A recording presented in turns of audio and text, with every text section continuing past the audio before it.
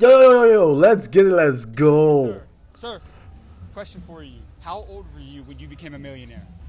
42. 42? Boy, I thought he was 31. Business. I do software. You own a company Okay. Well, I'm the CEO of the company, yeah. Hey. all over the world interviewing the most successful people for the younger generation. Can I get 1 minute with you for our channel real quick? Sure. What was the most amount of money that you made in a single year? Well, our company, we're public. We're over $850 million. Oh my, 850 million? 50 billion? Yes. What was the best advice you ever received throughout your career? The most pivotal, life-changing advice that you received? I'm going to hesitate to say this is the only great piece of advice I got, but I've given this piece of advice to a lot of people, and an older guy that when I joined IBM in the 1980s said, Oh. my advice to younger folks is to spend about 90% of your time on your job and 10% on your career. And I'm like, what does that Huh?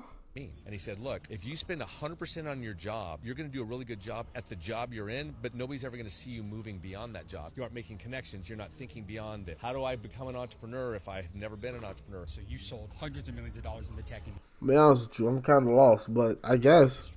Somebody wants to break into the tech industry right now. Give them a hack to sell their product at a large scale. I think, to be fair, in my case, and again, we're selling that kind of dollars to large-scale companies. So, you're selling businesses. So in other Right. words, you got to solve those $100,000 million problems. That's where I was going. And you got to have people to know what they're doing. Surround yourself with a great team. That is Never true. do this by yourself. So you said you're selling to tech giants, though. Oh, yeah, we're selling to the biggest companies in the world. Like what?